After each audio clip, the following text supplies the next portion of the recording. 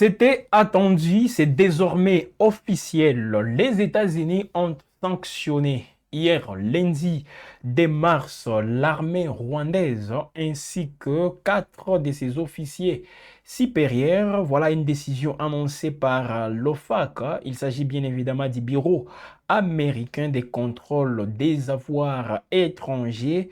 En cause, les soutiens opérationnels directs apportés par Kigali au mouvement politico-militaire AFC M23 et à ses alliés dans l'Est de la République démocratique du Congo. Voilà donc, mesdames et messieurs, ces sanctions qui ont été évoquées depuis je peux dire, près de 2 mois déjà. Concrètement, l'armée rwandaise est placée sur la liste américaine des sanctions, ce qui entraîne avec beaucoup des conséquences, voilà, ce qui entraîne donc les gels des avoirs aux États-Unis et l'interdiction de toute transaction avec des personnes ou entreprises américaines. Voilà donc une exception temporaire qu'il faut aussi souligner et prévue pour les contrats ou opérations déjà en cours, et cela jusqu'au 1er avril 2026. Donc s'il y a des contrats conclus entre les États-Unis et l'armée rwandaise ou même quelques personnalités, en tout cas, ces contrats n'est pas suspendible. Mais il a aussi, bon, si c'est un seul contrat, c'est plusieurs contrats. Là, on peut dire qu'ils vont aller jusqu'au 1er avril 2026. Voilà donc Thomas Pigotte, l'un des porte-parole du département d'État des États-Unis d'Amérique, qui a donc ainsi tenu à replacer ces sanctions dans leur contexte. Voilà, il a donc donné toutes ces précisions par rapport aux sanctions qui frappent bien sûr l'armée rwandaise. Alors, quelques jours seulement après la signature de la déclaration relative aux accords de Washington, rappelez-vous, mesdames et messieurs, début décembre 2025, la RDC et le Rwanda, les 2 pays qui avaient, bien sûr, les 2 présidents pour être précis, qui avaient entériné l'accord de paix, bien sûr en présence du président américain Donald Trump, ces jours-là. Alors, il y a eu aussi une progression des combattants de la FCM 23.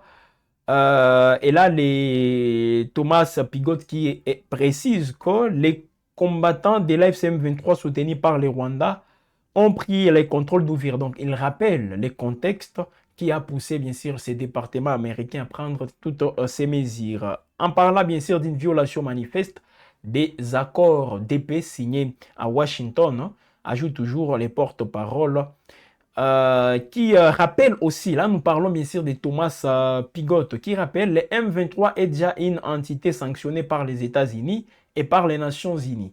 Toujours selon lui, le mouvement est responsable des graves violations des droits humains, des violences contre les civils, y compris les femmes et des enfants.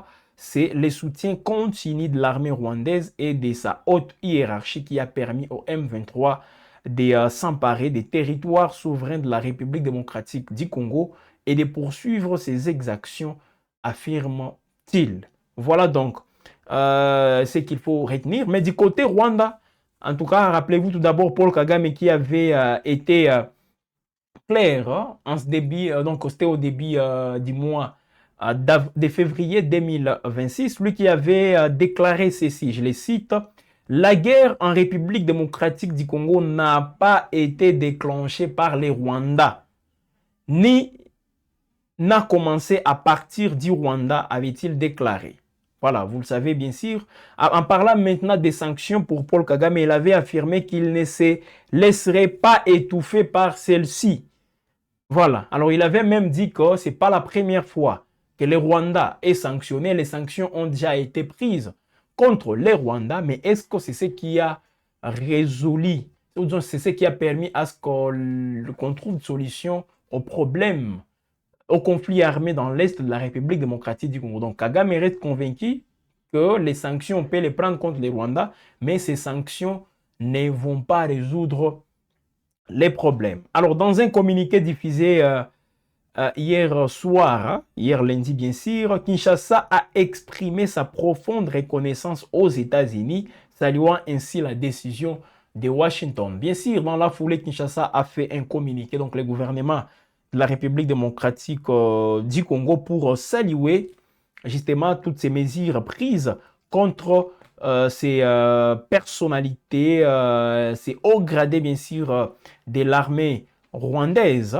Alors, qu'est-ce qui est dit concrètement? Parce que j'ai même vu plusieurs... oui, il y a un communiqué du Rwanda, mais tout d'abord, on commence avec le communiqué de la République démocratique du Congo face à toutes ces tensions diplomatiques qui ne font que monter d'un cran entre la RDC et le Rwanda. Voilà donc, je viens de le dire d'ailleurs, tout juste après l'annonce des États-Unis visant les forces de défense rwandaises, les RDF, et plusieurs de leurs hauts responsables pour leur implication présumée aux côtés d'IM23 sur les territoires congolais. Eh bien, dans un communiqué rendu public hier, lundi 2 mars, le gouvernement congolais salue tout d'abord une décision du département du Trésor américain, voilà, qu'il qualifie de signal fort en faveur du respect de la souveraineté et de l'intégrité territoriale de la République démocratique du Congo. Kinshasa estime que ces mesures confirment la nécessité d'une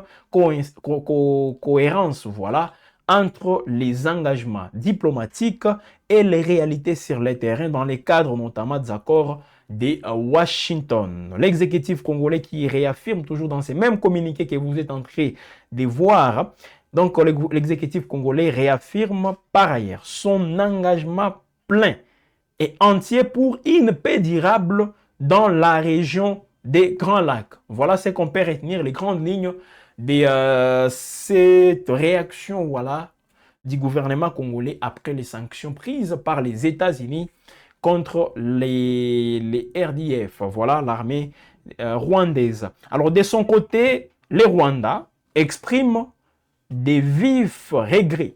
Voilà, ils ont aussi fait un communiqué hier. Les gouvernements rwandais réagissant bien sûr aux sanctions qui les frappent. Alors, dans une déclaration officielle, les porte-paroles du gouvernement rwandais dénoncent des sanctions injustes. Voilà, leur communiqué là, bien que c'est en anglais, mais j'essaie un peu de vous résumer un tout petit peu en français ce que ça veut dire. Alors, les Rwandais qui parlent bien sûr des sanctions injustes et accusent Washington de ne viser qu'une seule partie au processus de paix. Les Rwandais estiment que ces mesures déforment la réalité du conflit dans l'Est de la République démocratique du Congo. Kigali pointe du doigt les violations répétées du cessez-le-feu qu'il impute à la coalition gouvernementale congolaise, évoquant la présence des mercenaires étrangers, des milices Wazalendo ainsi que les forces démocratiques de libération du Rwanda, les FDLR, groupe accusé de génocide combattant aux côtés des FRDC. Voilà, le gouvernement rwandais affirme que les attaques des drones et les offensives terrestres menées depuis le territoire congolais constituent des menaces persistantes, tout en qualifiant la protection de son territoire par les RDF des badges d'honneur. Kigali réitère son engagement en faveur d'un désengagement de ses forces à condition que Kinshasa mette en œuvre ses obligations, notamment la fin irréversible et vérifiable de tout soutien étatique au FDLR. Je vais en tout cas me focaliser sur ces paragraphes, mesdames et messieurs, dans ces communiqués. Donc, les Rwandais disent ceci, tout en qualifiant tout d'abord la protection de son territoire par les RDF, donc par son armée, des badges d'honneur.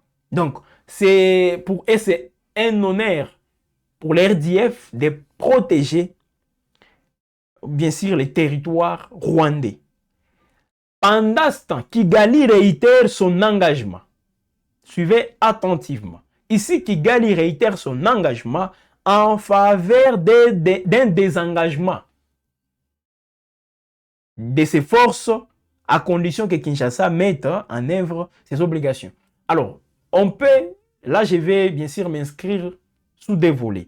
Le premier volet ici, en parlant des désengagements de ses forces, dans la logique de Kigali, Kigali qui parle des mesures défensives. Donc ici, le Rwanda serait prêt à lever ces mesures défensives si une fois Kinshasa met en œuvre ses obligations, notamment la fin irréversible et vérifiable de tout soutien étatique au FDLR. Donc si Kinshasa cesse de soutenir le FDLR selon Kigali, eh bien, ils vont retirer les mesures défensives qu'ils avaient mis, bien sûr, les longues frontières avec la République démocratique du Congo. Là, c'est dans la version de Kigali. Alors ici, côté République démocratique du Congo, qu'est-ce qu'on peut attendre de ces désengagements? C'est que Kigali cesse tout soutien à la FCM23 et qu'il retire ses troupes de la République démocratique du Congo. C'est ce que cela veut dire. Donc pour Kinshasa, ici, il faut qu'en parlant des désengagements de ces troupes, Kigali doit retirer ses forces de la République démocratique du Congo. Mais il y a aussi une condition que Kigali vient de mettre en place. En parlant bien sûr d'une cessation aussi des soutiens au FDLR par Kinshasa. Si Kinshasa cesse de soutenir le FDLR, ils vont se retirer vers Kinshasa où ils vont se désengager ou se retirer leurs mesures défensives, là en parlant bien sûr de la version de Kigali. Voilà un peu ce qu'il faut retenir, mesdames et messieurs, tout d'abord de ces paragraphes. Je voulais en tout cas vous donner plus d'explications quant à ça. Alors, il faut tout de même reconnaître, mesdames et messieurs, que cette nouvelle passe d'armes diplomatique intervient aussi dans un contexte sécuritaire toujours volatile dans la partie est de la République démocratique du Congo, où les initiatives régionales, comme nous sommes en train de les voir, et internationales, peinent à imposer un cessez-le-feu durable. C'est compliqué. Le cessez-le-feu de manière, dans la durabilité, n'est toujours pas au rendez-vous. C'est ça aussi la réalité. Alors, quels sont ces officiers de l'armée rwandaise aussi concernés par ces sanctions? Parce qu'il faut quand même vous donner tous ces détails.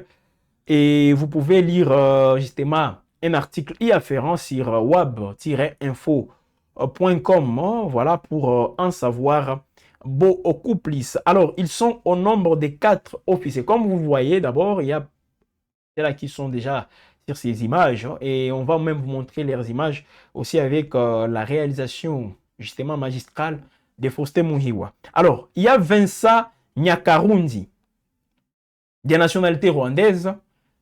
Il est le chef d'état-major de l'armée des forces de défense rwandaise.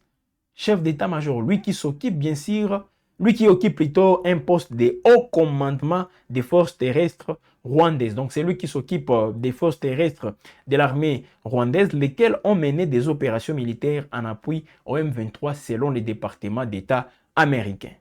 On parle aussi de Ruki Karusisi, général de division, commandant de la 5e division d'infanterie de RDF, ancien commandant des forces d'opération spéciales. Il a aussi supervisé, selon les départements d'État américains, il a supervisé des opérations militaires de soutien au M23. Mubarak Muganga, chef d'état-major général des RDF, nommé en juin 2023, il occupait auparavant les postes de chef d'état-major de l'armée rwandaise. Il est accusé d'avoir joué un rôle clé dans la planification des opérations et le commandement des forces rwandaises engagées dans l'est de la RDC. Et enfin, Stanislas Gashugi, lui qui a été nommé commandant des forces d'opération spéciales des RDF le 15 mars 2025, succédant à Karusisi. Voilà un peu les 4 officiers, bien sûr, de l'armée rwandaise frappés par ces sanctions. Voilà, on parle de l'armée rwandaise d'une manière générale. Voilà, mesdames et messieurs, ce qu'il faut donc retenir par rapport aux sanctions, bien sûr, prises par les États-Unis contre ces officiers rwandais, contre les RDF. Alors, jusqu'où c'est là, qu'est-ce que ça va changer aussi sur les terrains? Parce que, comme vous le savez, justement, ce n'est pas la première fois qu'on voit des sanctions pareilles. Alors, qu'est-ce que ça va apporter comme solution? Est-ce que ça va faire à ce que le Rwanda cesse, comme Kinshasa est en train de le dire, que Kigali cesse, voilà, de soutenir la FCM23? Et si les combats continuent, l'escalade continue, est-ce qu'on peut considérer ces sanctions comme étant une solution au problème. Voilà autant de questions qu'il faut aussi, sur lesquelles on doit beaucoup plus pousser nos réflexions, mesdames et messieurs, parce qu'aujourd'hui, c'est vrai, cette guerre a beaucoup de réalités. Ça, il faut quand même les retenir. Mais en restant factuel, nous, on ne fait que vous donner les nouvelles. Les Rwandais sanctionnés, bien sûr. Les Rwandais qui réagissent aux sanctions, accusant les États-Unis de prendre des mesures dans une partialité aussi totale. Justement, on condamne une partie et pourtant, selon Kigali, avec comme Kinshasa fait partie des signataires, Kinshasa devrait aussi être sanctionné. Surtout avec les soutiens qu'il apporte au FDLR. Ça, c'est selon Kinshasa, mais selon Kigali plutôt. Mais vous avez aussi suivi les communiqués du gouvernement congolais qu'on vous a montré. Le gouvernement congolais s'allie, en tout cas avec beaucoup de joie, les mesures prises par Washington, les départements d'État américains, voilà, là, avec les trésors, tout ce qui va avec. Et Kinshasa qui a aussi fait un communiqué pour saluer toutes ces mesures. Voilà, mesdames et messieurs, ce qu'il faut retenir pour l'instant. Voilà toutes ces actualités qu'on vient de brosser, qu'on vient aussi d'évoquer justement sur WAB Info Télévision. Alors, on est à la fin. Merci tout de même de nous avoir suivis. L'actualité est en continu. Surtout, l'AFCM 23 qui revendique l'attaque des drones hier visant l'aéroport de Kisangani. C'était avant-hier plutôt. Mais c'est hier qu'ils ont communiqué. Alors, les gouvernements congolais qui a évoqué, ou les FARDC qui ont dit avoir détruit 4 drones kamikazes. Et là, il n'y a plus de doute, ces drones appartenaient à l'AFCM 23. Donc, c'est l'AFCM 23 qui a attaqué. Dans l'idée de neutraliser tous ces drones qui, selon l'AFCM 23, sont en train d'endayer, sont en train de tuer les Congolais. Selon l'AFCM 23 dans les communiqués d'hier. Mais de l'autre côté, vous allez voir Kinshasa qui a revendiqué, bien sûr, la destruction. Donc, on a, comment dire, il y a un terme approprié. On a intercepté, voilà, tous ces drones avant qu'ils n'atteignent leur objectif. Donc, ils ont été interceptés par les FARDC à l'aéroport de Kisangani. Alors, peut-être tout au long de la journée, Gaëtan Kombi pourra y revenir avec beaucoup de détails, mesdames et messieurs, sur cette actualité, sur cette revendication de l'AFCM 23. Voilà l'escalade dont on peut aussi évoquer, mesdames, qu'on peut évoquer dans cette crise dans l'Est de la RDC. Où est-ce qu'on en est avec les fronts politiques jusque-là? Peut-être avec ce qui se passe dans le Moyen-Orient, risque aussi d'emporter l'engagement pris surtout dans les initiatives diplomatiques, surtout au niveau des Doha, parce qu'aujourd'hui, le Qatar est aussi frappé par tout ce qui se passe au Moyen-Orient. Alors, je ne sais pas qu'est-ce que ça va donner, mais eh bien, nous, on vous informe tout simplement. Voilà, mesdames et messieurs, on est à la fin de cette production. Je vous dis encore merci de nous avoir suivis. Abonnez-vous. Ici, nous vous informons en toute objectivité, sans chercher à faire plaisir à un camp ou à un autre. Non, on n'est pas dans ça. Nous, on ne fait que vous informer tout en restant surtout factuel. Donc, WAB Info, si vous aimez tout ce que nous faisons, à vous de nous encourager tout d'abord en vous abonnant sur notre chaîne YouTube, même sur toutes nos plateformes. Il faut suivre justement WAB Info sur Facebook, sur X, sur TikTok. On est partout, mesdames et messieurs, avec un contenu aussi très adapté à la situation de l'ère en République démocratique du Congo, même au niveau international. Donc, il faut s'abonner, il faut activer la cloche de notification pour rester tout le temps en alerte. Aimer, partager et surtout, j'insiste encore une fois, commenter. Qu'est-ce que vous pensez de toutes ces sanctions contre les Rwandais? Les réactions de part et d'autre vous inspirent quoi? À vous la parole. Dans les commentaires, et nous, on va juste vous lire, comme toujours. Voilà, nous disons aussi merci à Faustin Mouhiwa, lui qui nous a réalisé impeccablement. On se fixe rendez-vous très prochainement. À vous de rester connectés, mesdames et messieurs, sur la chaîne au cœur de l'actualité en temps réel en République démocratique du Congo. Bonne suite du temps chez vous.